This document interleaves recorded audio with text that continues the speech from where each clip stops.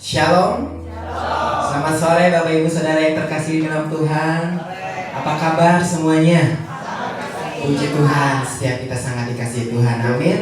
Apapun keadaan kita, ya kita hidup sampai saat ini semua karena anugerah Tuhan. Amin.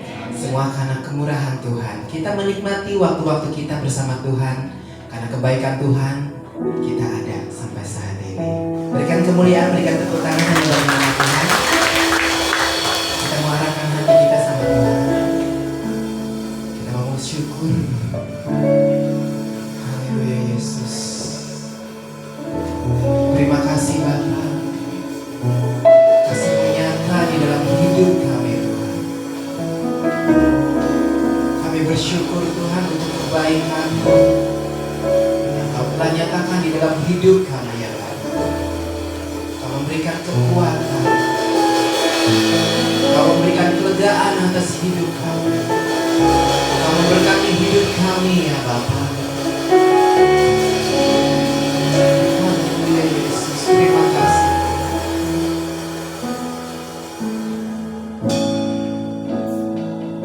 Terima kasih Yesus.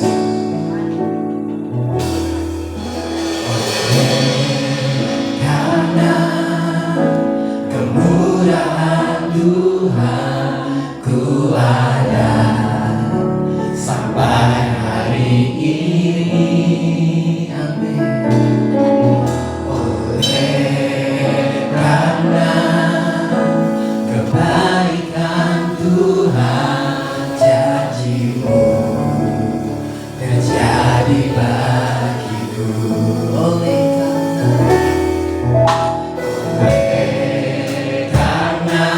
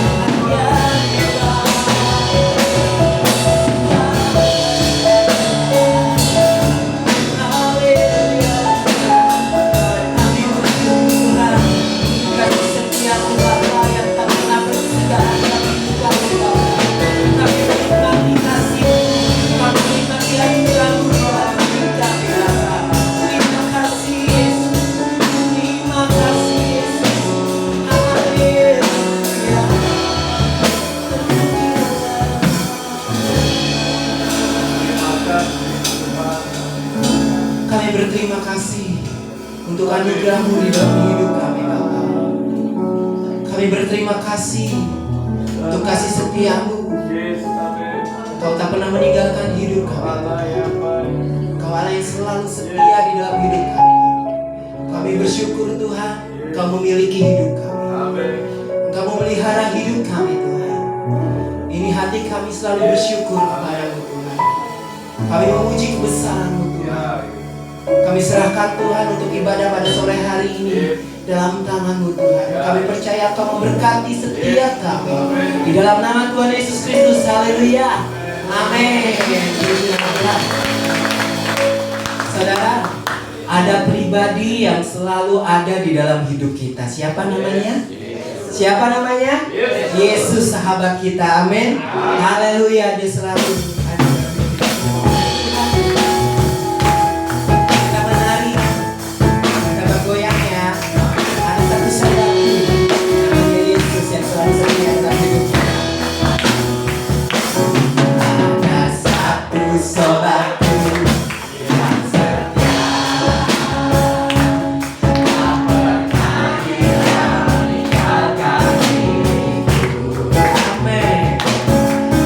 Waktu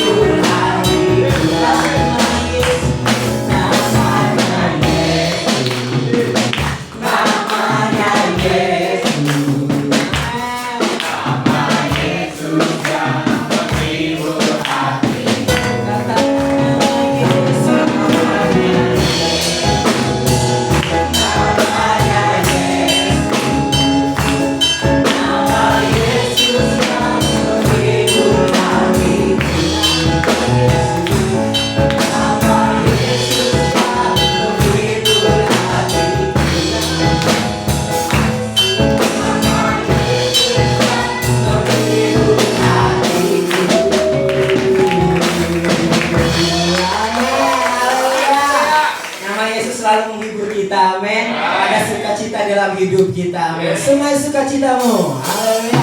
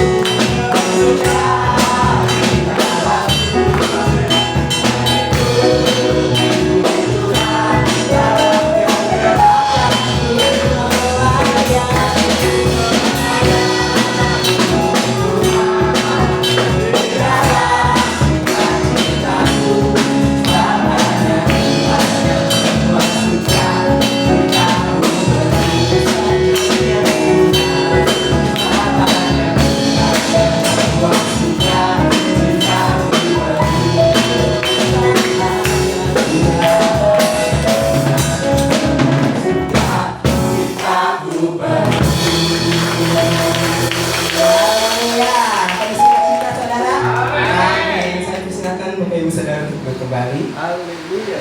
Haleluya. Hujan. Ya, saya memberikan kesempatan yang mau menyatakan cinta kasih Tuhan. Ada?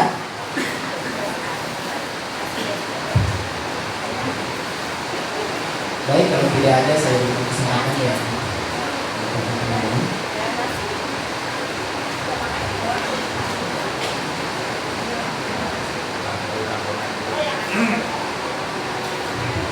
Shalom Bapak Ibu Saudara. Puji Tuhan, hujan ya, berarti berkah. Rahmat Tuhan hadir. Supaya kita tidak keberahan ya, tetap sejuk. Supaya kita memuji Tuhan lagi lebih semangat lagi. Amin. Oke. Nah, seperti biasa ada beberapa pengumuman tentang kegiatan ini. Ibadah Sungai Yordan. Yang pertama ibadah dewasa muda. Apakah ada minggu ini?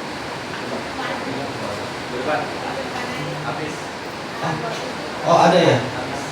Oh Kamis depan jadinya ya. Oh, Kamis ini nggak ada? Oh nggak ada. Oke, ya jadi Kamis depan. Badminton. Nah, saya mengundang untuk saudara-saudara yang ingin berkeringat supaya sehat. Nanti bisa sama-sama kita setiap hari Jumat jam 7 di Gor Tunas Mekar, Bapak Jordi. Itunya. Dan juga ada ibadah GIG. Kemarin kita sama-sama ibadah di sini. Seru saudara.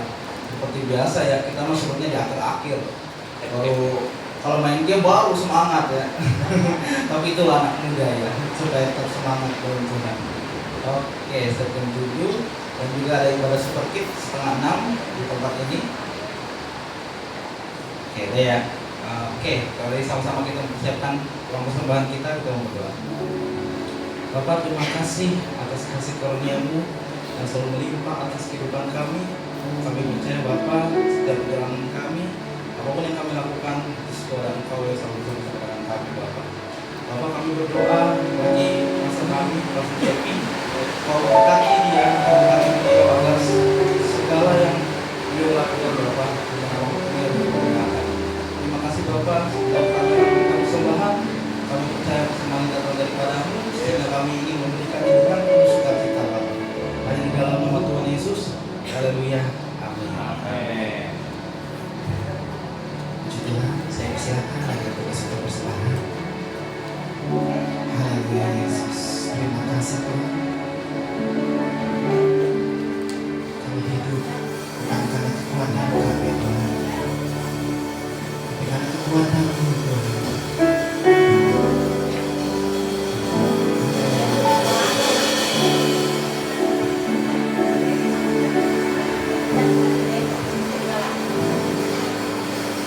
Bukan dengan kekuatanku ku dapat jalani hidupku, tanpa Tuhan yang di sampingku ku tak mampu sendiri.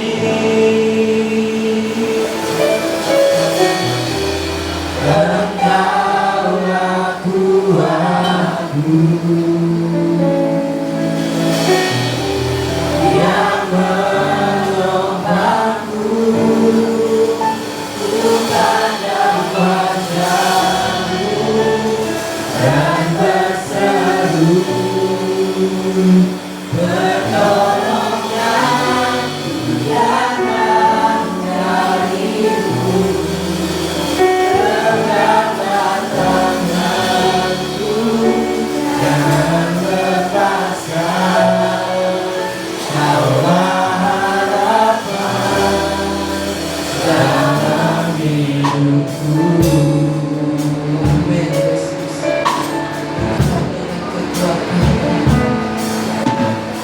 Bukan dengan kekuatanku ku dapat jalani hidupku, tanpa Tuhan yang di sampingku ku tak mampu sendiri. Engkaulah kuatku yang menopangku, bukan wajah-Mu dan berseru pertolonganku datang dari-Mu. Tegaklah tanganku, jangan lepaskan, Kaulah harapan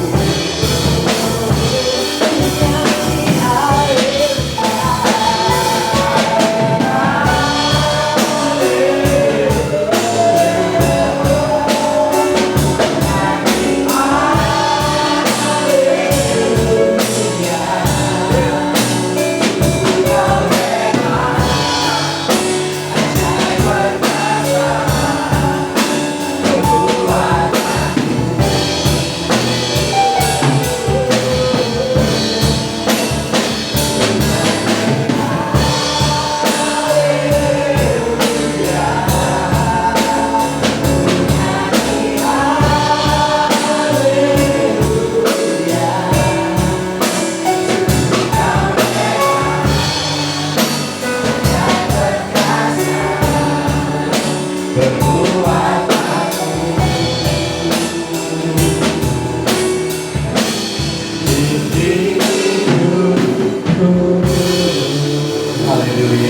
Mari berikan sorak-sorai bagi Allah kita yang luar biasa. Bapak, terima kasih, sungguh kami sangat bersyukur ya Allah. Untuk sore hari ini kalau kami boleh datang untuk memuja-Mu dan menyembah-Mu, karena kami boleh merasakan semua kebaikan dan kemurahan Tuhan yang terus datang dalam kehidupan setiap kami.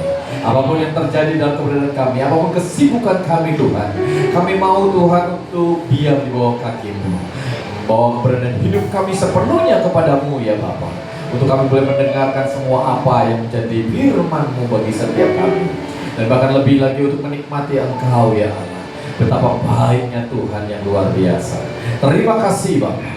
Semuanya kami yang boleh hadir, kami percaya Kau rindu melawat kami, menjamah kami, memberkati kami Tuhan.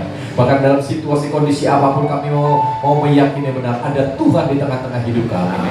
Dan Kau sudah menyediakan segala yang kami perlukan menurut kekayaan dan kemuliaan yang luar biasa. Terima kasih Bapa. Kami yang percaya sore hari ini Tuhan melawat setiap kami, sehingga yang lemah dikuatkan oleh Tuhan, yang sakit dijamah disembuhkan oleh Tuhan. Bahkan mereka yang mengalami pergumulan Tuhan membuka jalan dengan luar biasa, karena bagi Allah tidak ada perkara yang mustahil. Terima kasih Bapak untuk hamba-Mu Pastor Ben yang bersama dengan kami. Kami yakin dan percaya Dia akan menjadi selalu berkat bagi setiap kami, memberkati setiap kami dengan kebenaran-kebenaran firman-Mu yang kami yakin akan berdampak luar biasa, menyadarkan kami, membawa kami untuk terus Tuhan melihat betapa Engkau Allah yang sangat mengasihi kami Tuhan. Sehingga dengan demikian kami yakin dan percaya ada begitu banyak hal yang luar biasa, di mana karya-Mu yang Tuhan sudah lakukan bagi kami menjadi penggenapan yang luar biasa atas hidup setiap kami. Terima kasih Bapak, kami akan menyambutnya dengan penucapan syukur di dalam satu nama Tuhan Yesus Kristus yang menjadi Tuhan dan Juru Selamat kami. Haleluya. Semua yang percaya mari sama-sama katakan amin. Haleluya. Silakan duduk Bapak Ibu Saudara. Semua yang diberkati, amin. Kasih tepuk tangan dong untuk tim PW kita sore hari ini. Haleluya. Ya, cuaca di luar agak kurang baik, tapi saya percaya Tuhan kita baik, amin. Iya, jadi siapkan hati saudara untuk tetap bersemangat untuk mendengar firman Allah, karena saya percaya firman Allah akan menjadi berkat buat kita. Ada Pastor Benny yang akan jadi saluran berkat buat kita. Jadi tepuk tangannya untuk Pastor Benny yang boleh lagi ya. Mari Pak, kami persilakan. Shalom. Puji Tuhan. Sungguh bersyukur boleh melayani lagi di tempat ini. Haleluya. Udah setahun nggak ketemu ya? 2024, 2025 setahun kan? Puji Tuhan. Hari ini saya mau menyampaikan sesuatu yang bertema, bisa di mati lampunya sini. Biar agak seru sedikit. Judul tema saya adalah seperti anak kecil. Oma opa jangan protes dulu ya. Saya umur berapa segini suruh jadi anak kecil lagi, gimana sih? Apa yang saya mau maksudkan dengan seperti anak kecil ya? Nanti coba saya akan bagikan lebih jauh. Ada guru sekolah minggu di sini? Oh, satu guru sekolah minggu ya. Nanti ngajar anak kecil susah apa gampang ya? Susah. Susah ngajar anak kecil katanya ya. Oke, apa kata firman Tuhan? Matius 18 ayat 3 berkata, lalu berkata, siapa yang berkata ini? Ayo, ini jarang baca Alkitab nih, ketahuan nih. Yesus yang berkata ya. Ini perumpamaan tentang kerajaan Allah. Lalu Yesus berkata, aku berkata kepadamu, sesungguhnya jika kamu tidak bertobat dan menjadi seperti anak kecil ini, kamu tidak akan masuk ke dalam kerajaan surga. Kamu tidak bertobat, yang pertama. Bertobat di sini nanti saya cuma singgung sedikit. Sebenarnya bisa dielaborasi apa yang dimaksud dengan kata bertobat. Ya, bisa kita elaborasi lebih jauh sehingga kita mengerti lebih banyak apa sih yang dimaksud dengan bertobat itu. Ya, tapi saya nggak banyak masuk ke sana. Saya mau lebih 2 poin. Yang pertama, menjadi seperti anak kecil. Jadi menjadi seperti anak kecil. Apa sih yang menjadi seperti anak kecil? Kamu tidak akan masuk ke dalam kerajaan surga. Itu poin kedua saya. Jadi hari ini, malam ini saya mau bagikan 2 poin Yang pertama menjadi seperti anak kecil, yang kedua masuk ke dalam kerajaan surga. Siapa yang yakin masuk dalam kerajaan surga? Oh, aduh, semua ya? Yakin dong. Kalau nggak ngapain duduk di sini ya? Yakin pasti masuk ke dalam kerajaan surga.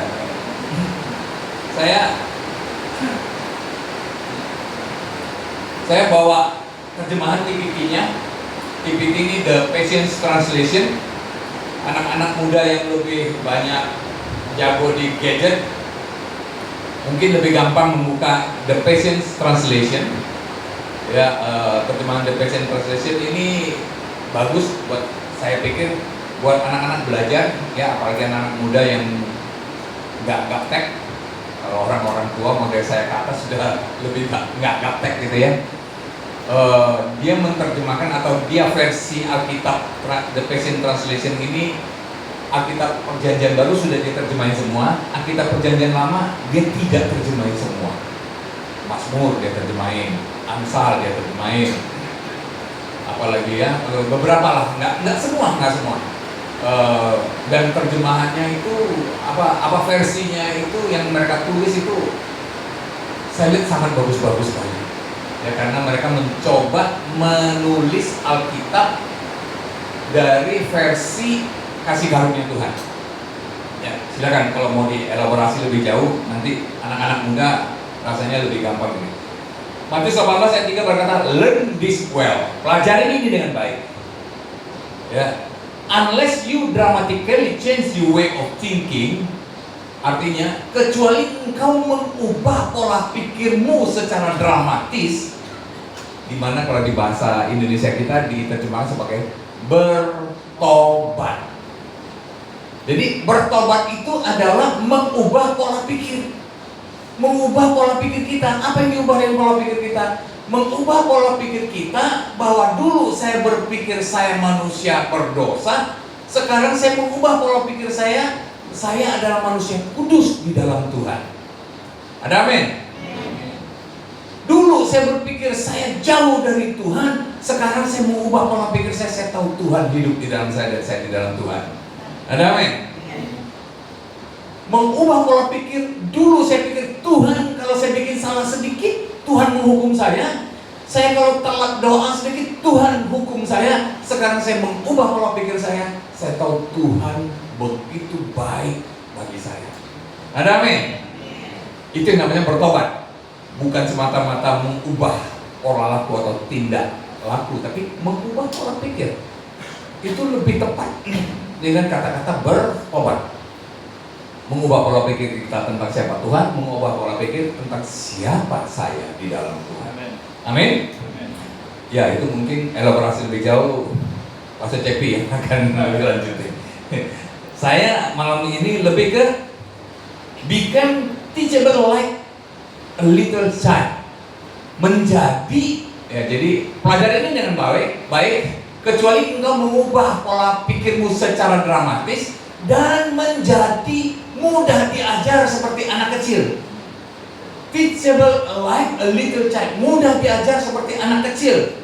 You will never be able to enter. Engkau nggak akan bisa masuk ke dalam kerajaannya.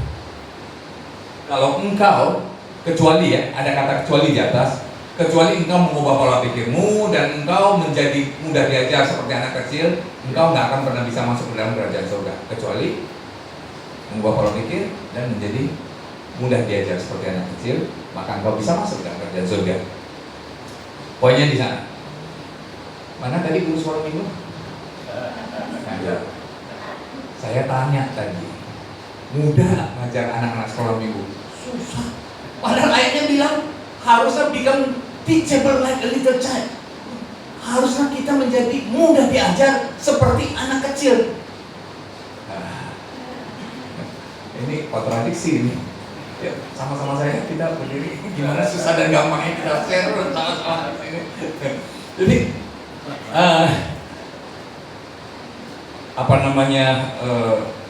Alkitab mengatakan biarlah kita menjadi gampang, mudah diajar seperti anak kecil. Apa sih anak kecil yang mudah diajar itu apa? Anak kecil mudah diajar. Apa yang bisa anak kecil mudah diajar? Padahal kalau ngambek susah ya. Ya, lagi ngambek aja gimana ngajarnya? Lagi mau A kita minta B, gimana kita ngubahnya? Pagi suruh gosok gigi aja, bangun susah menjadikan kebiasaan kan? Ada yang masih punya anak-anak kecil? Banyak ya? Bangun pagi, sekolah pagi susah nggak bangunin anaknya? Susah. saya punya pengalaman, anak saya pernah melewati masa anak saya kecil ya. Pagi kalau mau sekolah bangunin, entah dulu 5 menit lagi lah. Tapi coba Sabtu mau jalan-jalan besoknya, nggak usah dibangunin, dan dibangun duluan. Pak, katanya udah mau jalan, yuk. Dia bangun duluan. Jadi apa sih yang mudah diajar di anak kecil itu? Apa? Diajar apa? Bahasa cinta. Bahasa cinta sangat universal. Paling gampang anak kecil teachable, mudah diajar. Anak kecil itu dengan bahasa cinta. Ada amin ya? Yang pernah punya anak kecil dan sampai sekarang masih punya anak kecil, atau pernah punya anak kecil? Saya mau tahu berapa yang masih bujangan nih, yang belum punya anak kecil. Wah, gak ada yang punya anak kecil di sini. 1, 2 doang. Jadi yang jadi opa-oma dulu belum. Maksudnya yang pernah punya juga. Rata-rata punya lah ya, kecuali yang bujangan ya. Siapa ini belum punya pasangan ya? Belum jadi ya?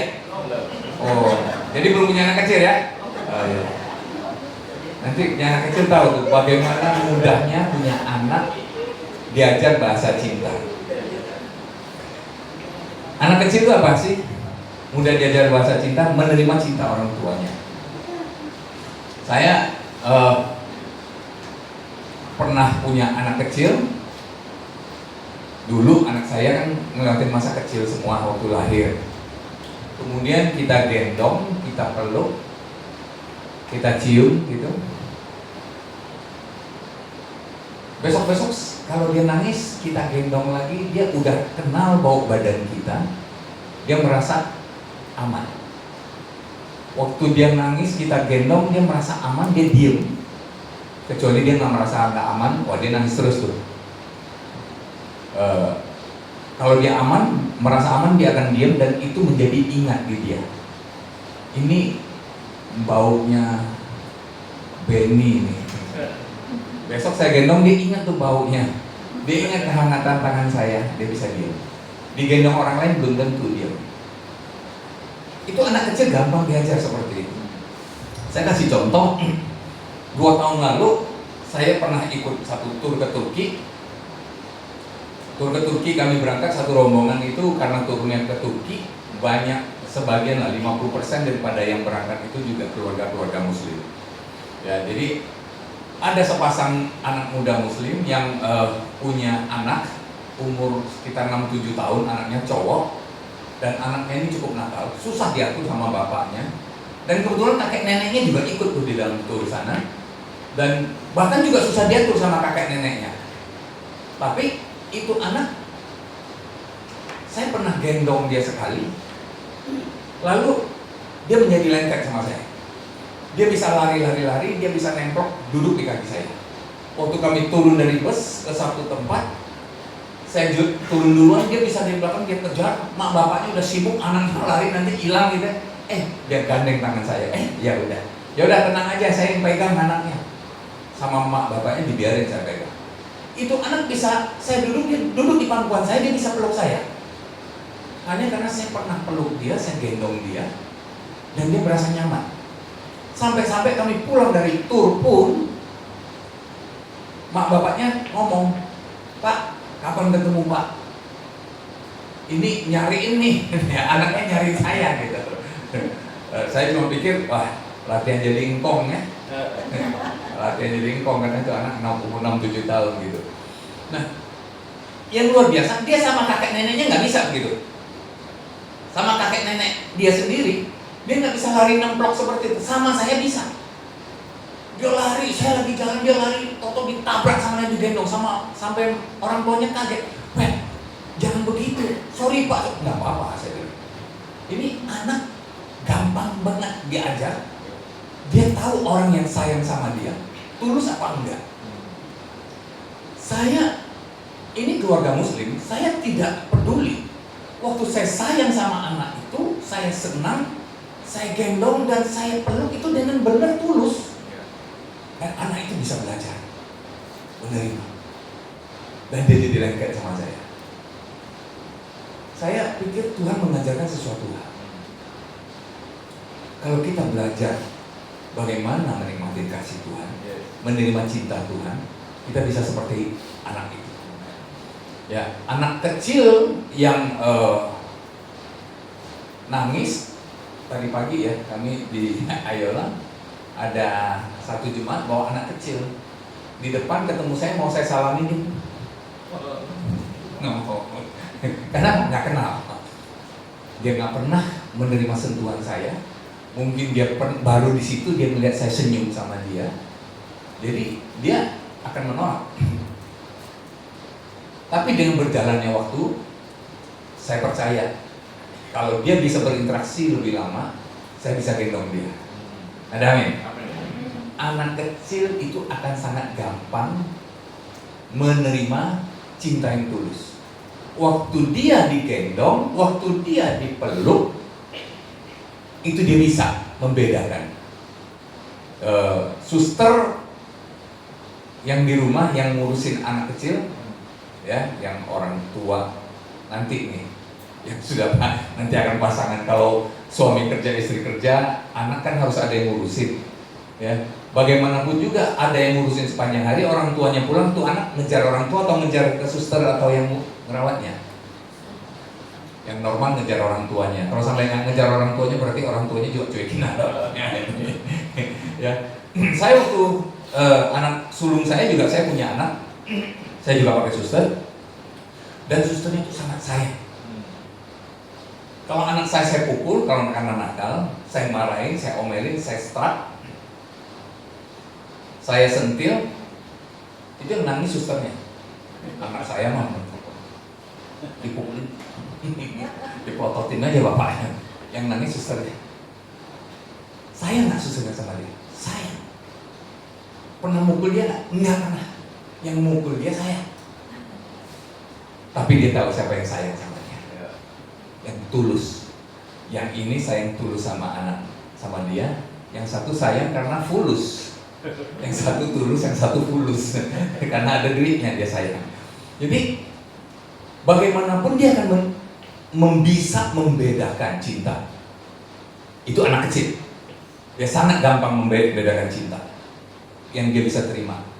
Nah, hari ini pesannya menjadi seperti anak kecil itu supaya Anda dan saya mudah diajar menikmati Tuhan yang sayang sama kita. Kita bukan cuma sekedar ngomong, iya lo, Tuhan Yesus baik lo, tapi kita sungguh bisa menikmati cinta Dia. Ya, berapa banyak anak kalau Anda nonton di drama TV ya, berapa banyak yang katanya anak broken home. Kalau ditanya bapaknya sayang sama dia enggak? Enggak. Orang tuaku enggak sayang sama aku. Kenapa? Karena menurut dia padahal dia minta apa dikasih.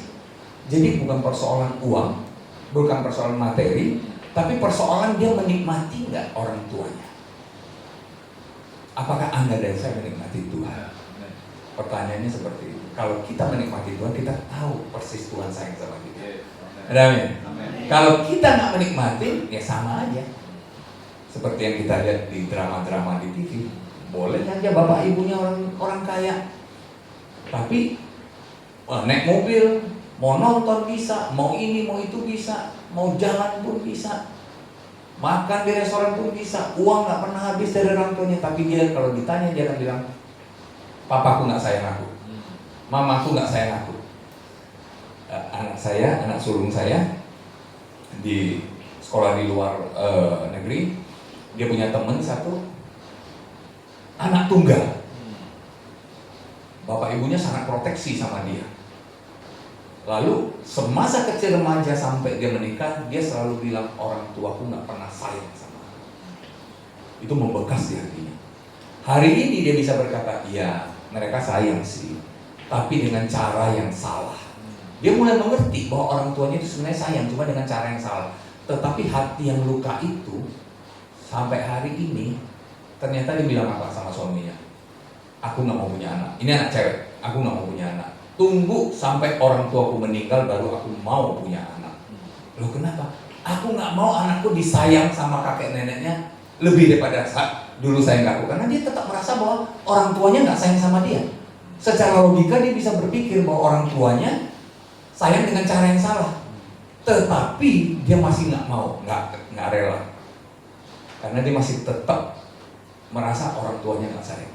Logika dia boleh bilang sayang, tapi hatinya mengatakan orang tuanya nggak sayang. Artinya Anda dan saya punya Tuhan yang sungguh sayang sama kita. Yuk kita nikmati bagaimana Tuhan sayang sama kita. Kita percaya, sesudah kita menerima cintanya kita baru bisa percaya. Orang tua yang anak kecil yang percaya orang tuanya sayang sama dia, dia datang ke orang tuanya beli sesuatu. Anak saya aja nih yang paling bungsu, waktu umur 10 tahun, 12 ya, 10 tahun dia mulai latihan bola, itu umur 10 tahun ya. Jadi anak saya suka bola kaki, umur 10 tahun dia bilang dia mau latihan sepak bola di klub kecil. Dia cuma ngomong aja, "Pas, aku lihat klub kecil bagus, aku mau latihan bola." Lalu saya pilihin, lalu mendaftar. Dia klub, wah klubnya keren loh, pasti kenal semua anak-anak muda khususnya cowok. Dia latihan di klub yang namanya Arsenal, klub Inggris. Terus Inggris coy, ngelatih anak-anak kecil di sini. Dia masuk klub Arsenal. Bayarannya murah nggak? Ya kalau nama Arsenal nggak murah lah ya. Tapi dia nggak punya. Anak saya nggak percaya bapaknya kasih. Bapaknya harus ngerokok kantong agak dalam untuk bisa dia les bola di tempat seperti itu. Anak saya mau percaya aja, bapak saya bisa tuh. Karena apa? Dia percaya bapaknya sayang sama dia, bapaknya pasti mau memberikan sesuatu untuk dia yang dia inginkan. Apakah Anda percaya bahwa Tuhan yang sayang sama Anda itu juga Tuhan akan memelihara Anda? Amin. Kalau kita bisa menerima cinta dia, kita nikmatin, kita menjadi bisa percaya bahwa Tuhan itu akan menjaga, memelihara kita. Ada amin. Saya kasih contoh satu lagi, anak saya waktu mereka belajar berenang, khususnya yang nomor 2 dan nomor 3, saya masuk ke kolam, saya berdiri di tengah kolam, saya bilang, ayo loncat ke sini. Mereka yang nggak bisa berenang, dia tahu bapaknya berdiri di kolam, dia tahu mereka tidak akan pernah dibiarkan bapaknya tenggelam. Maaf, mereka percaya bahwa bapaknya tidak akan pernah membiarkan anaknya tenggelam. Jadi mereka main loncat aja, dan saya pegang, saya naikin lagi, loncat agak jauh, agak jauh dari bapaknya, atau saya mundur lebih jauh dari pinggir. Dia loncat nggak mungkin nyampe, masih ada jarak 1 meter lebih. Dia loncat, tangannya dia paksain jebur. Bapaknya datang, dia percaya, dia nggak bisa berenang, tapi dia percaya bapaknya akan menolong dia pada saatnya. Karena dia tahu bapaknya itu sayang sama dia. Ada amin. Begitulah kita harus bersikap sama Tuhan, menjadi mudah diajar seperti anak kecil dengan bahasa cinta. Saya percaya Bapak saya yang mengasihi saya, yang mencintai saya, yang saya nikmati cintanya, sehingga saya percaya dia akan selalu ada. Tadi lagu pertamanya apa? Pujian pertama kita jadi bagus itu. Tuhan selalu bersama kita ya. Apa ya? Tadi saya sampai lupa. Waduh, ini lagunya bagus ya bilang. Kemurahan Tuhan selalu ada. Nah, kita kalau tahu bukan cuma ngomong kemurahan Tuhan selalu ada, kita percaya bahwa kemurahan Dia ada selalu. Karena apa? Karena kita disayangi Tuhan. Ada amin. Anak saya, hubungan saya dan anak benar-benar hubungan cinta, bukan hubungan kewajiban. Sering ya kita kalau dengan suami istri ngurus anak di rumah ya, suami cari uang. Sehingga seakan-akan punya hak dan kewajiban. Saya berkewajiban mencari uang, istri berkewajiban menjaga rumah, menjaga anak. Seakan-akan hubungannya itu menjadi hubungan hak dan kewajiban. Apakah kita dan Tuhan menjadi hak dan kewajiban? Kita harus pikir ulang. Waktu anak saya yang kecil datang, dia bawa uang Arsenalnya. Pak, bulanan Arsenal, bayar ya. Dia datang bukan dengan menuntut. Orang tua kan punya kewajiban bayarin anak. Nih, bayar. Apakah dia menuntut kewajiban saya? Atau saya melihat, oh dia punya hak kok anak saya, jadi dia punya hak untuk saya bayarin. Di sini tidak berbicara soal hak dan kewajiban, tapi di sini berbicara soal hubungan kasih. Karena kasih itulah saya membayar. Karena kasih itulah dia berani klaim ke bapaknya. Bukan soal hak dan kewajiban, tapi soal hubungan kasih. Dia tahu persis, bapakku sayang sama aku. Bapakku pasti akan membayar uang iuran bulanannya ini. Jadi dia tinggal bawa ke bapaknya, Pak. Bapaknya pun membayar. Karena apa? Karena sayang. Coba anak tetangga minta bilnya iuran bulanannya ke saya. Kira-kira saya bayar? Anak engkau saya deh, tiba-tiba bawa iurannya juga ke saya bayar? Saya bayar. Saya kasih ke engkau saya nih, bayar. Udah kemarin udah gue bayarin. Artinya apa? Artinya hubungan saya dengan anak saya ini hubungannya cinta. Anda dengan Tuhan hubungannya itu cinta. Bukan soal Anda punya hak untuk dapat sesuatu dari Tuhan, bukan soal kewajiban Tuhan untuk menyediakan sesuatu untuk Anda, tapi karena Tuhan sayang. Ada amin. Ya, beri kemuliaan buat Tuhan. Sama seperti kita sayang sama anak kita, begitulah Tuhan sayang sama kita. Dia akan menyiapkan semua itu untuk Anda. Tinggal bagaimana Anda mau melihat. Apakah Anda mau jadi anak kecil, menjadi seperti anak kecil? Nggak mungkin jadi anak kecil lah ya. Umur sudah berapa saya aja udah umur 60 kurang 1 tahun. Gimana saya menjadi anak kecil lagi? Sama-sama pertanyaan ahli teologinya Yahudi yang tanya sama Yesus, bagaimana mungkin orang lahir lagi? Katanya, aku sudah lahir, masa aku masuk ke rahim ibuku? Bukan. Problemnya kita di sini bukan persoalan Anda menjadi anak kecil, tapi Anda menjadi seperti anak kecil. Apa yang menjadi seperti anak kecil? Mudah diajar. Ya, teachable like a little child. So bahasa Inggris sedikit ya. Artinya mudah diajar seperti anak kecil. Bukan mudah ngambek seperti anak kecil, bukan. Bukan mudah marah-marah seperti anak kecil, bukan. Bukan mudah, apalagi susah diajar katanya guru sekolah minggu, bukan. Tapi mudah diajar seperti anak kecil dalam artian mengenal bahasa cinta Tuhan, mengenal kasih Tuhan. Tuhan selalu gendong Anda dan saya. Tuhan selalu peluk Anda dan saya. Ada amin. Dia nggak pernah tinggalkan Anda dan saya. Ada amin. Tapi apakah kita mengenali tangan Dia yang memeluk? Apakah kita mengenali tangan Dia yang menggendong? Sama seperti anak kecil yang bayi yang baru lahir, dia akan tahu ini tangan ibunya yang gendong dia. Setelah dia, karena apa? Karena anak kecil, bayi yang lahir itu sampai umur 3-4 bulan lebih ya, itu jarak pandang mata dia cuma 30 cm, cuma segini, 30 cm segini lah ya. Di luar itu burem, karena mata dia belum bisa melihat jauh. Bagaimana dia dari jauh bisa, oh itu bapakku, oh ini ibuku? Enggak, dia nggak tahu. Dia nggak kenal. Dia mengenali Anda dari bahasa pelukan. Dia mengenali Anda dari suara. Dia mengenali Anda pada saat dipeluk. Aduh, ini nyaman nih.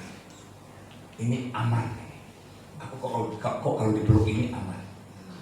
Ya, saya pernah kunjungin orang yang baru melahirkan, anak muda, digendong sama mamanya, diem. Begitu saya gendong, nangisnya nggak berhenti. Karena dia mungkin merasa ini asing, ini siapa ini? Ini saya nggak kenal ini. Ini rasanya nggak aman saya di tangan orang ini. Dia akan nangis. Baunya lagi. Wah, ini baunya Benny, lain nih. Ini bukan bau mak gua nih. Jadi itu dia bisa kenalin tuh orang yang sayang sama dia apa enggak. Apakah Anda dan saya mudah diajar untuk mengenali ini loh Tuhan. Ini tangan Tuhan lagi gendong saya. Ini tangan Tuhan lagi tuntun saya. Ini tangan Tuhan lagi memangku saya. Ini Tuhan lagi mencium saya. Apakah Anda bisa menikmati, merasakan dalam seluruh aspek hidup Anda? Saya nggak bercerita soal seakan-akan Anda menikmati sentuhan fisik, tapi ada satu hal yang Anda bisa tahu, ini Tuhan. Pasti itu bisa tahu.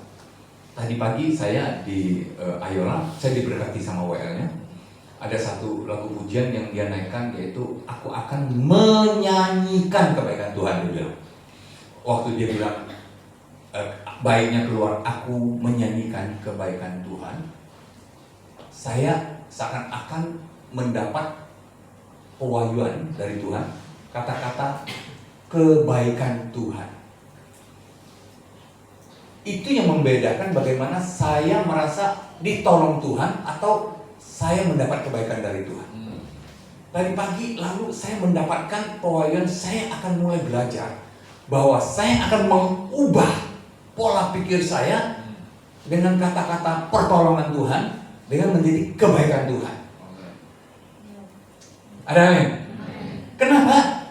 Karena pertolongan atau penolong itu seakan-akan orang yang punya jarak sama kita.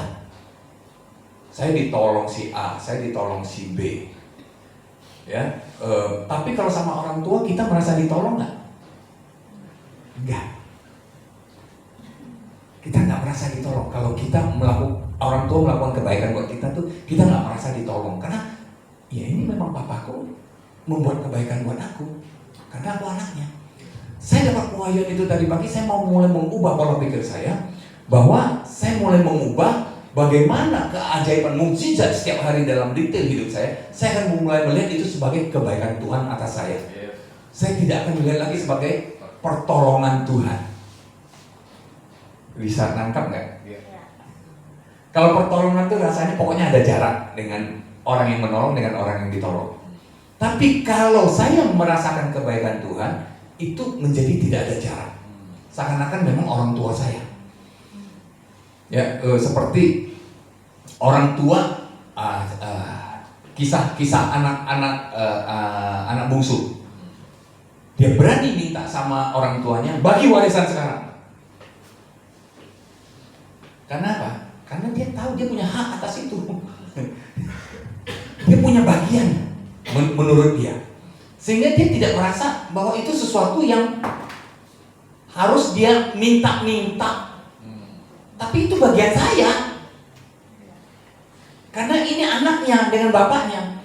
Saya mau membuat kita mengerti bahwa kebaikan Tuhan yang saya mau tangkap itu jauh lebih daripada pertolongannya. Tangkap ya? Ya, mudah-mudahan Tuhan memberikan pewahyuan lebih jauh untuk Anda dan saya. Saya cuma mau membedakan, kalau pertolongan itu setiap orang bisa nolong saya. Tapi kalau kebaikan, itu sesuatu yang saya dapatkan karena cinta. Amin? Oke, kita lanjut. Menerima cinta orang tuanya dan percaya pada orang tuanya, itulah teachable, ya, gampang diajak daripada sifat anak kecil. Nah, lalu nanti membalas kasih orang tuanya itu berupa buah lah ya. Buah itu membalas kasih orang tua, macam-macam. Membalas kasih orang tua itu kan tidak selalu menunggu orang tua sudah nggak mampu apa-apa baru anaknya balas nih. Ini kalau papa nanti saya gedein kamu ya, sekolah yang baik, dapat bulanan yang bagus, penghasilan yang bagus. Nanti kalau papamu nih sudah nggak bisa bekerja lagi, nah kamu balas ya. Bukan poinnya di sana. Membalas itu karena menikmati cinta Tuhan. Anak saya yang nomor 2 khususnya, kalau saya keluar kota, apalagi saya pulang, buka pintu, wah dia teriak waktu dia masih kecil ya. Dia teriak, dia loncat, saya dipeluk, dia turun. Kokonya dan adik bungsunya juga begitu, berebut gitu. Tapi lalu yang nomor 2 nih pergi ke dapur, dia ambil segelas air, diisi, dia kasih. Pak, minum dulu. Bisa begitu. Dan itu akan saya ingat selalu. Padahal gelasnya yang beli saya. Akhirnya saya bayar.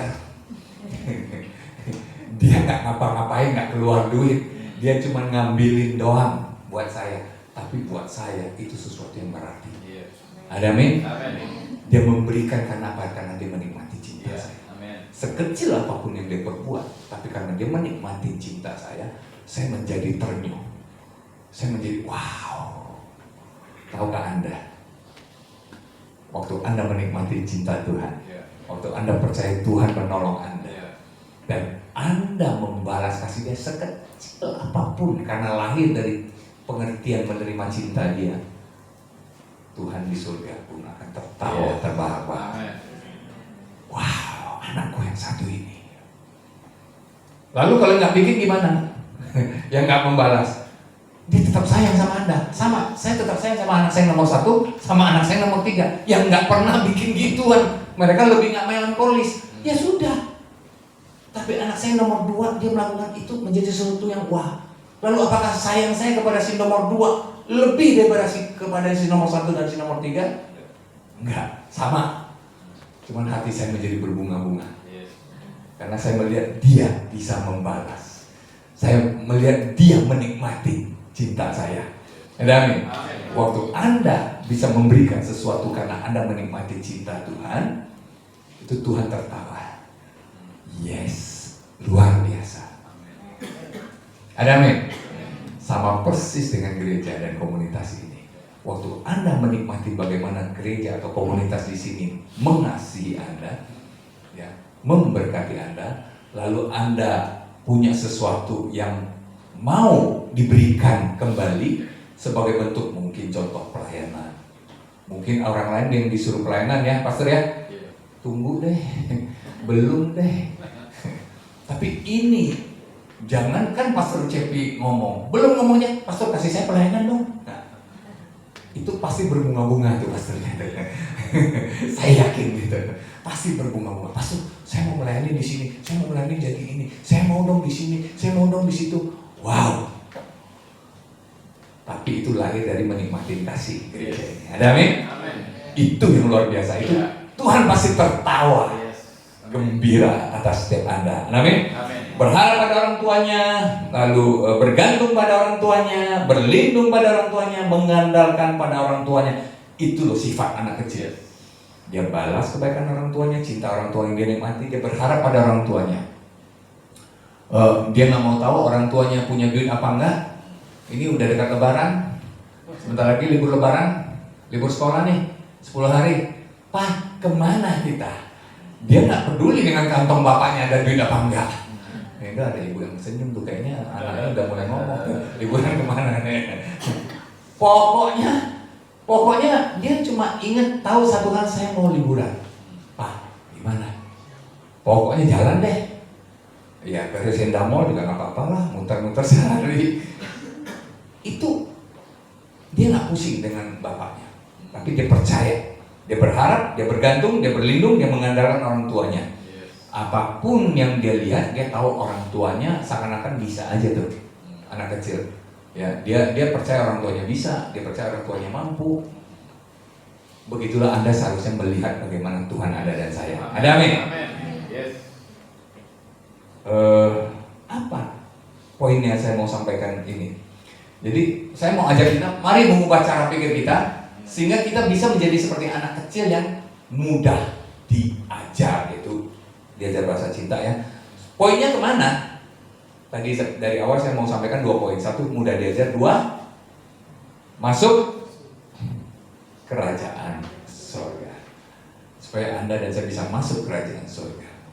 Siapa di sini yakin masuk kerajaan surga? 50%. Yang 50% masuk kemana nih? Saya ulangin ya.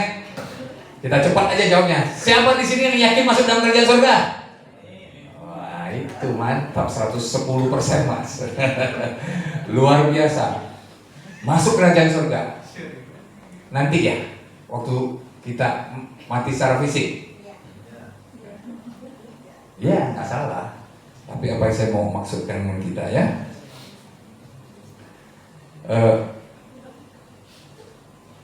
Kok sampai di sini? Masuk dalam kerajaan surga. Kita sering berpikir nanti saat kita hidup dalam kekekalan. Tapi saya mau sampaikan hari ini, itu tidak salah. Tapi ada satu hal yang lebih luar biasa. Masuk kerajaan surga itu adalah sekarang. Amin. Heaven is now. Masuk kerajaan surga ini maksud itu bukan cuma nanti. Masuk kerajaan surga itu juga sekarang. Ada amin? Amin apa amin? Amin. Amin. Tapi hatinya bingung.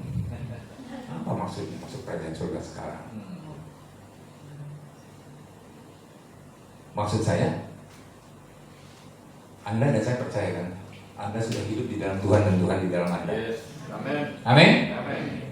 Yesus mati di atas kayu salib untuk menggantikan Anda dan Dia bangkit pada hari ketiga dari antara orang mati. Yes. Sehingga kubur kosong adalah bukti dan Dia bangkit untuk bisa hidup di dalam setiap Anda dan saya. Amin. Amin. Jadi Anda hidup di dalam Tuhan, Tuhan hidup di dalam Anda. Surga itu sudah ada di dalam Anda. Ada amin? Amin. Karena Yesus hidup di dalam Anda. Yes. Saking ekstrimnya ada statement mengatakan kalau Yesus pergi ke neraka, neraka pun jadi surga. Karena Yesus adalah surga. Iya. Dialah mempunyai kerajaan surga. Amin. Nah, yang mempunyai kerajaan surga itu hidup di dalam Anda dan hidup di dalam saya. Yes. Amin. Apa enggak surga itu sekarang? Iya. Nah, jadi apa saya maksud dengan surga adalah sekarang? Pada saat Anda dan saya bisa gampang menjadi anak kecil, tentu yang pertama dengan mengubah dulu pola pikir ya. Bertobat, mengubah pola pikir, tahu Anda, Tuhan mengasihi Anda, Tuhan mati untuk Anda, Dia bangkit dan hidup untuk Anda dan saya. Dan Anda mengubah pola pikir menjadi mudah diajar seperti anak kecil, artinya gampang menerima cinta Tuhan, gampang percaya kepada Tuhan, mengerti bahwa kita hidup itu berharap, bergantung, mengandalkan sepenuhnya kepada Tuhan. Dari situ kita akan tahu bahwa surga adalah sekarang. Yes. Maksudnya surga adalah sekarang adalah apapun yang Anda lakukan, apapun situasi Anda hari-hari ini, seberapa sulitnya situasi Anda hari-hari ini, Anda bisa menikmati, Anda tetap bisa menikmati Yesus yang ada di dalam Anda. Ada amin? Artinya Anda tetap menikmati surga. Pak, permasalahan saya berat Pak. Pak, permasalahan saya ini nggak selesai-selesai, berulang-ulang Pak. Pak, saya masih sakit loh, nggak sembuh-sembuh ini. Apapun itu kondisi Anda, bagaimanapun kondisi Anda,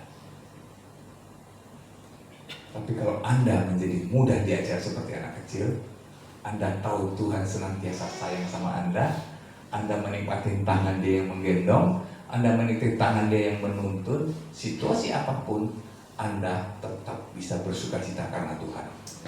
Ada amin? Saya bawa ini ya, satu ayat ini. 2 Korintus 4 ayat 7 sampai 9, ini ayat salah satu ayat favorit saya. Tetapi harta ini kami punya dalam bejana tanah liat.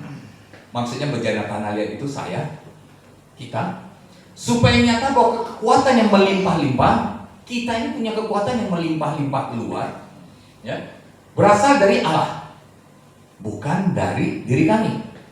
Dalam segala hal kami ditindas, namun tidak kejepit. Kami habis akal, nggak ngerti lagi Tuhan mau ngapain, tapi nggak putus asa. Kami dianiaya namun tidak ditinggalkan sendirian. Kami dihempaskan namun tidak binasa. Ini yang dialami oleh rasul-rasul. Pada waktu zaman Yesus mati, Anda ingat ceritanya Yesus mati karena apa sih? Dihukum oleh siapa? Dihukum oleh Romawi atas permintaan Yahudi. Yahudi benci banget sama Yesus, orang Yahudi, karena menghujat Allah katanya. Jadi dia dihukum mati di atas kayu salib. Oleh sebab itu pada waktu selesai Yesus mati di atas kayu salib, dia bangkit hidup dan murid-muridnya mulai menjadi orang Kristen. Ya, pada saat itu mereka dikejar-kejar, mau dibasmi. Ingat Stefanus dirajam? Sesudah itu Stefanus dirajam. Bahkan Paulus yang waktu itu namanya masih Saulus, dari Roma sengaja balik ke Yerusalem. Kenapa? Mau mengejar dan mau membunuh pengikut Kristus. Karena begitu bencinya orang Yahudi sama orang-orang Kristen. Dianggap menghujat. Mereka lari tercerai-berai kemana-mana. Pengikut Kristus. Ya, bahkan di negara asal dia dikejar orang Yahudi, keluar dari negara asal dia ke Turki, daerah Yunani, dikejar orang Yunani. Waktu itu Yunani sangat kuat, ya, dikejar orang Yunani, dewa-dewa Yunani, ya, dewa Artemis, dewa apa, segala macam. Lari ke Eropa sedikit, ketemu Roma, juga dikejar orang Roma. Mereka punya dewa-dewa sendiri, gitu, yang nggak percaya dengan pengajaran Kristen. Ya, lari ke Timur Tengah, mereka juga punya pengajaran sendiri. Jadi mereka terdesak di mana-mana itu. Anda bisa bayangkan, pada waktu Yesus masih hidup, 12 murid dan 70 murid dan berapa banyak pengikut Kristus mengeluh-elukan Yesus, kan? Begitu Yesus disalib, bubar. Muridnya semua bubar. Termasuk Petrus yang katanya aku mau mati buat Tuhan. Dia bubar. Malam itu bahkan dia menolak mengenal Yesus dengan sumpah serapah sampai 3 kali. Siapa dia? Nggak kenal saya. Kamu logatnya sama-sama dari Dengklok ini. Enggak, Dengklok mana? Saya nggak kenal dia Dengklok. Dia menolak mengenal Yesus yang sama-sama orang Galilea. Loh, logat bicaramu sama? Enggak, aku nggak kenal dia. Sampai sumpah serapah, artinya keluar kata-kata kotor. Dia sampai menolak mengenal Yesus. Waktu Yesus sampai benar-benar dihukum mati, dikubur, bubar itu orang semua. Petrus pergi, sudah nggak ada pengharapan balik. Ngapain? Dulu profesi nelayan, pergilah dia ke Danau Galilea, dia nyebarin jalan lagi nangkap ikan. Yesus yang datang lagi cari dia, sehingga dia kembali menjadi penjala manusia. Amin. Bisa Anda bayangkan pada saat itu semua bubar, takut, tapi begitu turunnya Roh Kudus, 11 rasul begitu gagah berani. Mereka kemana-mana mengajar. Bahkan salah satu 70 murid yaitu Stefanus mati dirajam. Dia tersenyum, dia tertawa pada saat dia dirajam mati. Bukannya menangis, bukannya menderita, ya badannya pasti menderita ya, tapi dia tertawa dia matinya. Bisa Anda bayangkan, bahkan 11 rasul yang lain pergi kemana-mana, mati dalam keadaan menggenaskan, kecuali Rasul Yohanes mati tua. Tapi sebelum mati pun dia pernah digoreng. Kita tahu ya, gorengan, kalau beli gorengan polinya gede ya. Poli gede, minyaknya banyak. Taruh tirisan di atas, masuk bakwan, masuk apa lagi, tempe, goreng, naikin ditiris langsung poli gede. Ini goreng orang. Bayangin, Yohanes itu pernah digoreng, tapi nggak mati. Hebat itu. 10 murid yang lain mati dalam menggenaskan. Ada yang mati dirajam, ada yang mati disalib kebalik, ada yang mati ditarik kuda sehingga badannya terbelah. Semua lakukan dengan sukacita. Susah nggak mereka? Susah banget. Bayangkan Paulus, bahkan waktu dia sudah jadi Paulus, dia bikin tenda, jualan tenda, dapat duit, dia pelayanan. Dia berjalan ngongkosin kehidupan dia sendiri ke kota-kota. Duit habis, dia jahit tenda lagi. jualan tenda bisa cuan berapa ya? Saya belum pikir gitu. Tapi saya cuma melihat bahwa itu nggak gampang juga. Dia kerja untuk mencari nafkah itu juga nggak gampang. Dan luar biasanya begitu gampangnya dia dapat nafkah, dia dedikasikan untuk pelayanan.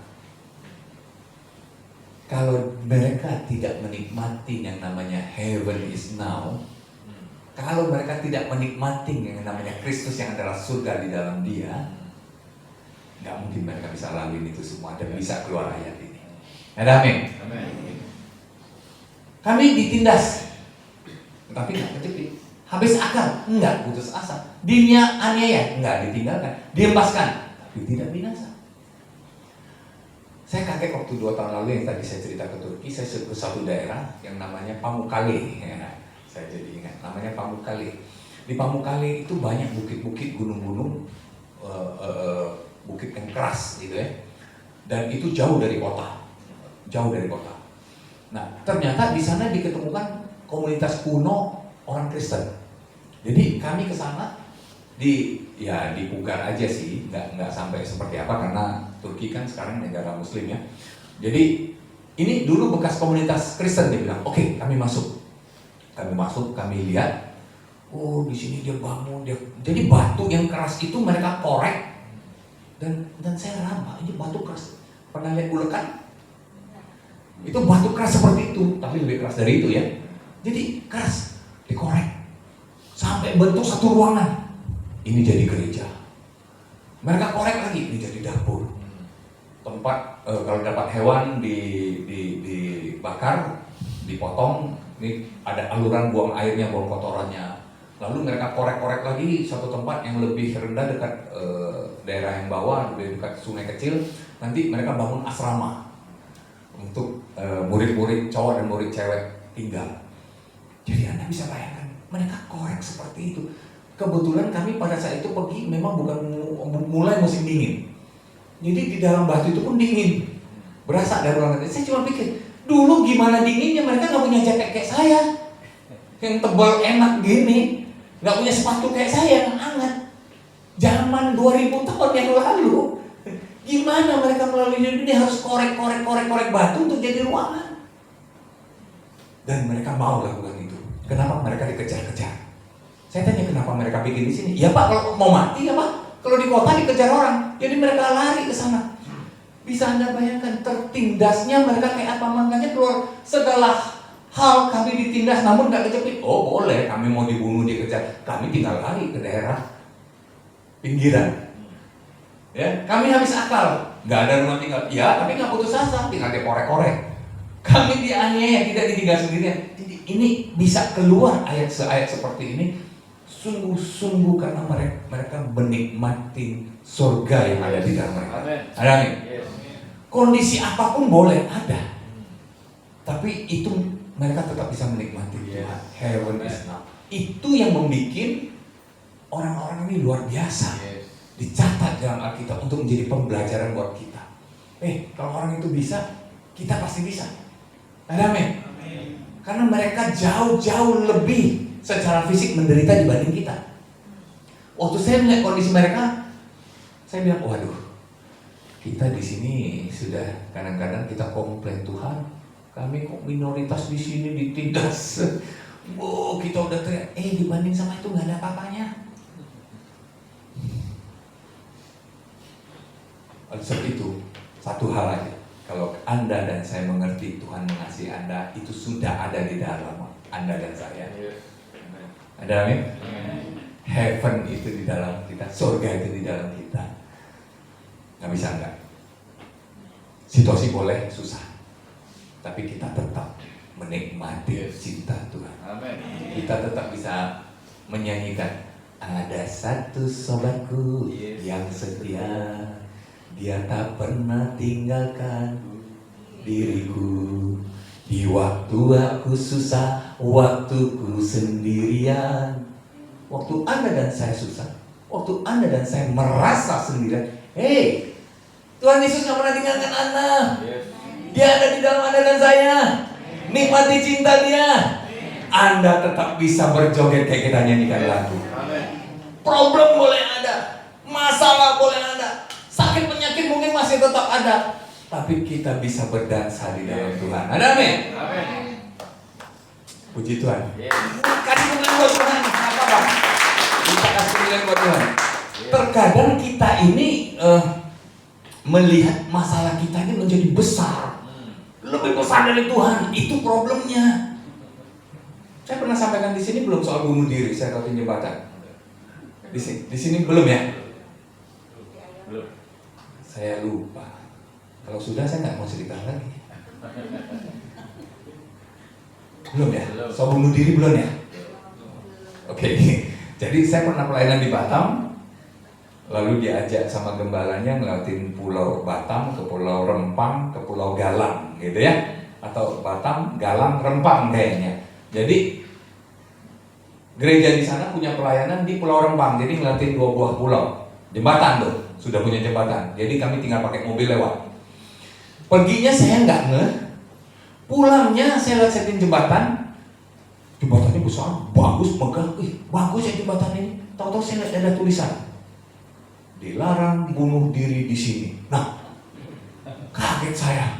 Saya tanya sama gembalanya, Pak, kok ada tulisan itu? Oh iya, memangnya banyak yang bunuh diri di sini? Banyak, dia bilang.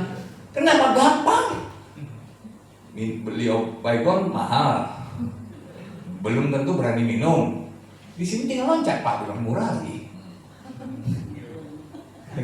Loncat, ternyata di bawah tuh arus lautnya besar sekali. Jadi tinggal loncat ke bawah, udah pasti mati. Makanya oleh pemerintahnya ditulis dilarang bunuh diri di sini.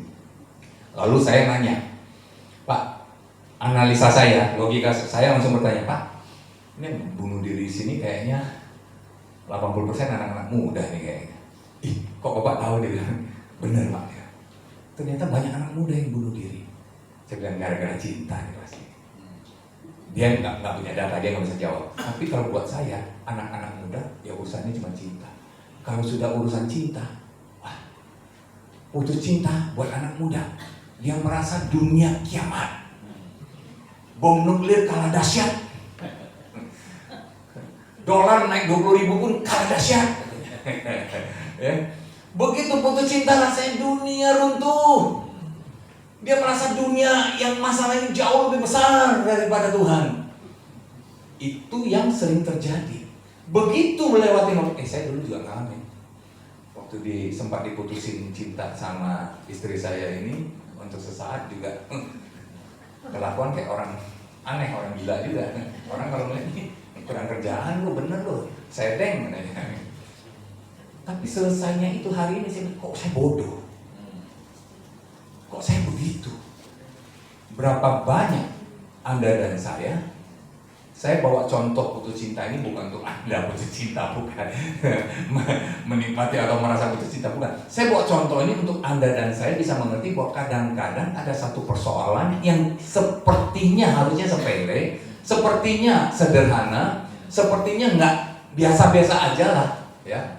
Tapi buat Anda dan saya kadang-kadang jadi masalah besar banget, sehingga otak kita buntu, otak kita tuh nggak melihat Tuhan.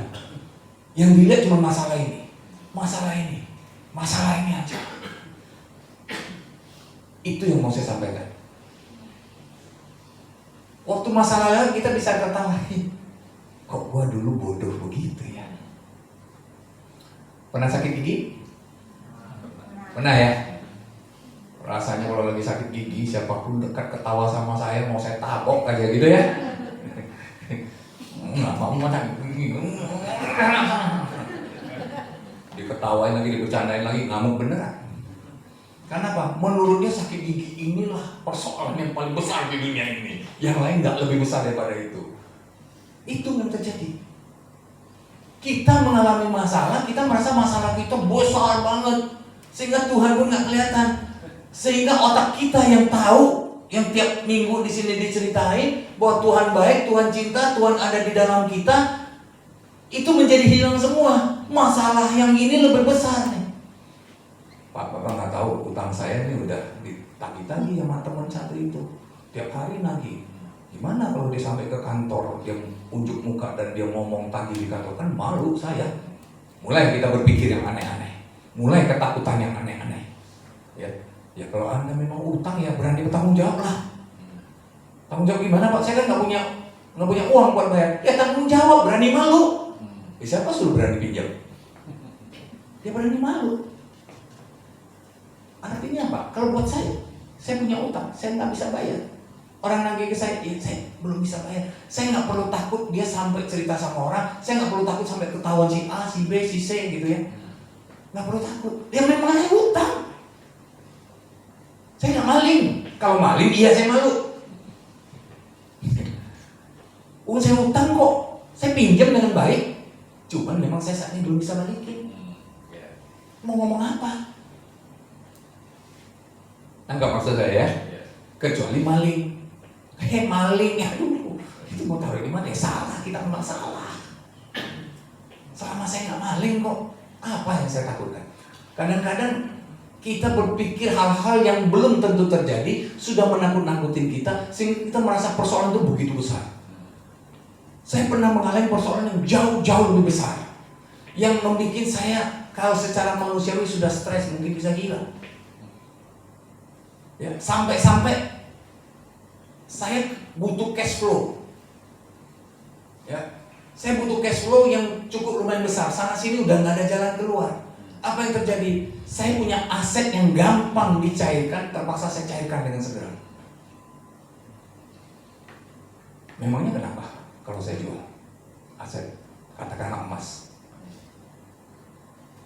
Pertama saya malu juga, bawa emas ke toko emas jual. Ketahuan nggak? Lagi nggak punya duit ya. Malu kan? Tapi lalu saya bilang ya, memang lagi nggak punya duit dan ini emas saya kok. Kenapa saya mesti malu? Saya jual, dia beli. Saya bukan memaksa orang beli kan. Harga sesuai saya jual, harga nggak sesuai saya cari orang lain. Nah kami lakukan. Dan kami lakukan dengan sukacita. Kami lakukan bukan dengan ketakutan. Kami lakukan bukan dengan aduh Tuhan jangan pintas. Enggak. Kami lakukan dengan berdansa. Heaven is now. Ada amin. Amin. Buat orang lain begitu susah banget tuh kayak gitu. Buat saya heaven is now. Yes, amen. Susah nggak? Secara fisik susah. Saya nggak bilang nggak susah. Problem nggak? Problem. Saya nggak bilang nggak problem. Tapi orang bingung. Wah problem kok gitu? Iya saya bisa berdansa di dalam Tuhan. Saya tetap bisa nyanyi. Ada satu sobatku yang setia, sambil nari sambil senyum gitu. Dia tak pernah tinggalkan diriku. Loh, kamu lagi susah? Ya, di waktu aku susah, waktuku sendirian. Apa? Nah, itulah. Artinya, kalau kita bisa menjadi anak kecil yang gampang diajar, teachable, gampang diajar, like a little child, seperti anak kecil, kita akan masuk dalam kerajaan surga. Bukan nanti.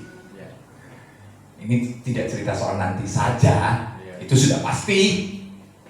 Tapi juga bercerita soal sekarang.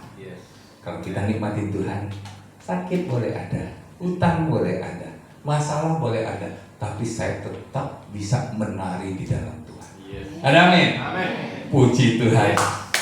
Ya berikutnya buat Tuhan.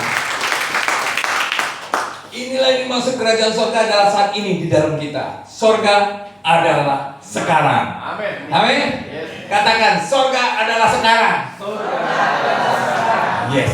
Apapun problem saya, surga adalah sekarang. Amin. Yes. Yuk, saya menantikan ambil berdiri. Puji Tuhan.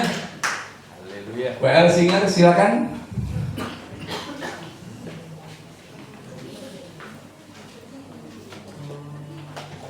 Ada satu sobatku yang setia,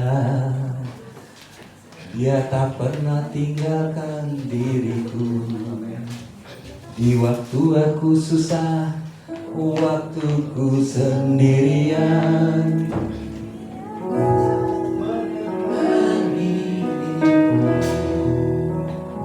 Namanya Yesus, namanya Yesus.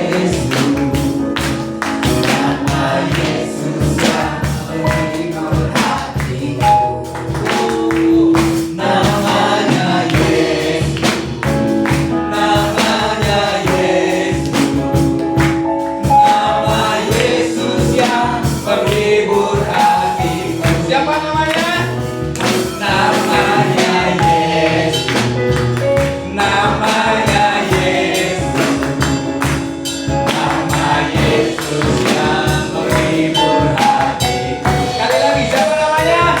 Namanya Yesus, namanya Yesus, nama Yesus yang menghibur hatiku,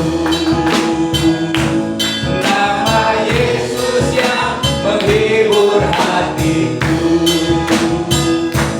nama Yesus yang menghibur hatiku. Haleluya, haleluya. Terima kasih Tuhan Yesus. Kau baik, kau sangat baik. Anakmu selesai berkata-kata, tapi kami tahu cintamu yang tak terbatas itu yang ada di dalam setiap kami terus berbicara dengan kuat setiap kami. Biar kami terus boleh menikmati cintamu Tuhan. Kami boleh mengenal bagaimana tanganmu menggendong, mengelus, memeluk, mengangkat, menuntun setiap kami. Kehangatan tanganmu memegang kami. Kehangatan pelukanmu yang memeluk kami. Keindahan gendonganmu. Wow. Sehingga kami mulai menjadi seperti anak kecil yang mudah diajar dalam bahasa cinta. Sehingga kami boleh melihat surga itu di dalam kami. Surga itu sekarang. Haleluya, haleluya. Terima kasih Tuhan. Terima kasih Tuhan Yesus. Anakmu selesai berkata-kata. Sekali lagi biar Engkau yang memberkati setiap kami. Terima kasih Tuhan. Dalam nama Tuhan Yesus. Haleluya. Amin. Silakan duduk.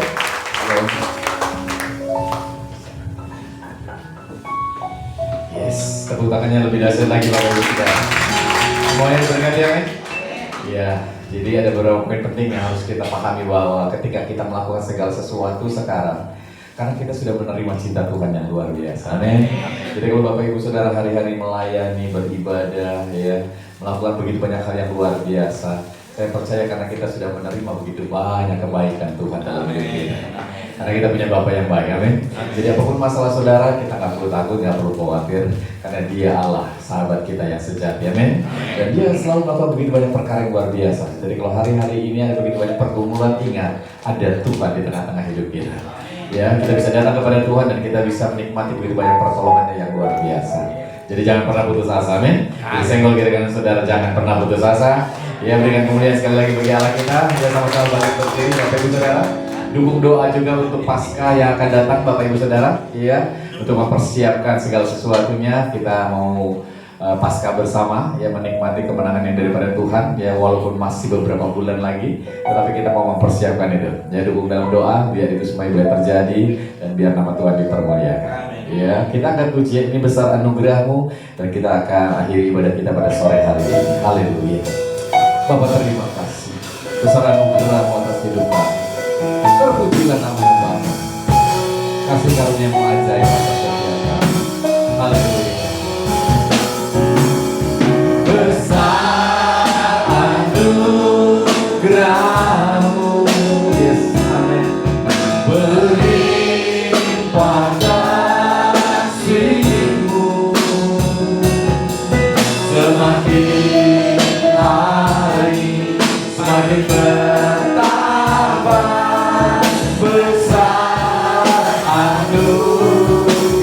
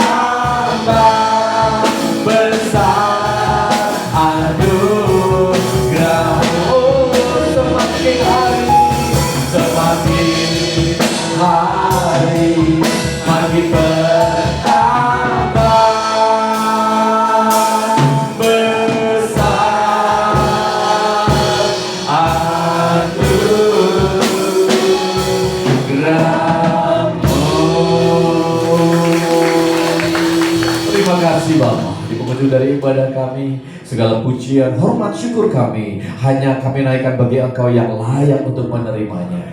Terima kasih untuk semua kebaikan dan kemurahan Tuhan yang terus datang dalam kehidupan setiap kami, menyertai setiap kami, menolong setiap kami, melakukan perkara-perkara yang luar biasa. Dan biarlah itu semuanya menyatakan kemuliaan-Mu dalam hidup kami. Bapa, terima kasih untuk hamba-Mu Pastor Benny yang sudah menjadi selalu berkat bagi setiap kami. Mari Tuhan memberkati dengan lebih dan lebih lagi. Pakai lebih lagi Tuhan untuk menjadi sarana Tuhan yang luar biasa, sehingga dimanapun dia berada boleh menyatakan Injil kasih karunia-Mu yang memberkati. Ada begitu banyak kami Tuhan, dan biarlah nama Tuhan yang terus dipermuliakan. Terima kasih Bapa, diberkatilah semua kami yang boleh mengambil bagian di dalam ibadah raya hari ini.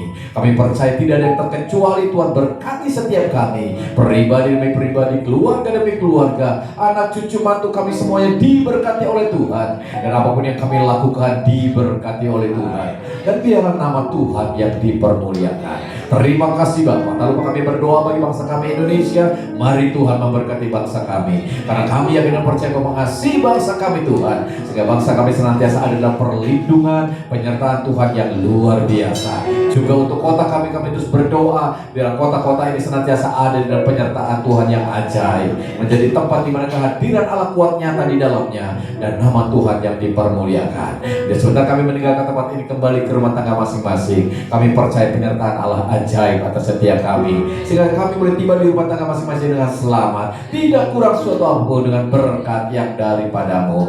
Terima kasih Bapa, anugerah-Mu melimpah atas setiap kami. Mari coba jadi kasih Tuhan, buka hatimu, angkat tanganmu, pulanglah, terimalah berkat yang daripada Bapa di surga yang terus dan selalu memberkati keberadaan hidupmu dengan berkat-berkatnya yang berkelimpahan. Damai sejahtera, sukacita dari Tuhan Yesus mengalir melimpah dalam hati dan pikiranmu, dan Roh Kudus yang ajaib akan terus menolong engkau, menghibur, menguatkan engkau, sehingga dimanapun kau berada, berkat Tuhan melimpah atas hidupmu. Terimalah berkat ini di dalam satu nama, Tuhan Yesus Kristus, yang menjadi Tuhan dan Juru Selamat kita sepenuhnya.